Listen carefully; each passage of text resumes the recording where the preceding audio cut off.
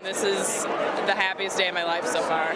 Went to Barnes & Noble, grabbed it in my hand and ran to the counter with tears streaming down my face.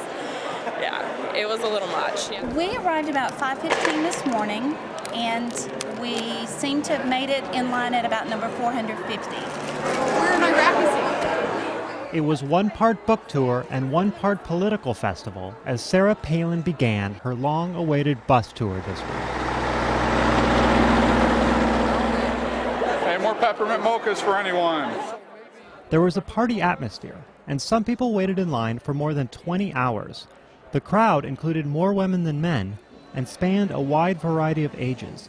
But it felt less about Mrs. Palin specifically than a grassroots expression of right-wing opposition to President Obama. We're having fun meeting everybody. Just a lot of sharing and not for the cause. I thank you so much for showing up for the book and so that you can read my words unfiltered. If there's a strategy in it for Miss Palin, beyond selling a lot of books, it wasn't immediately apparent.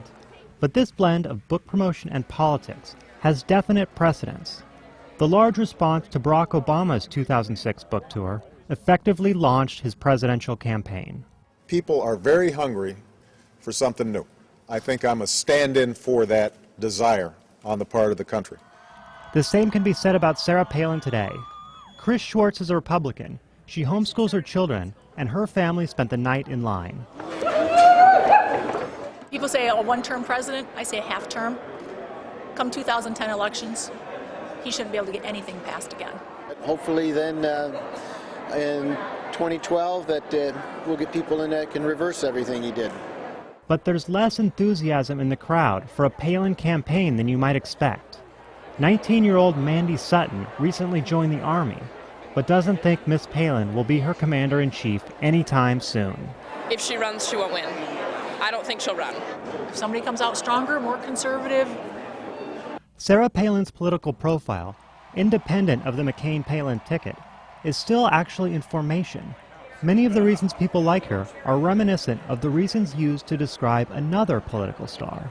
When I saw Sarah Palin at the Republican National Convention, I was sold. I think she'll make a big change.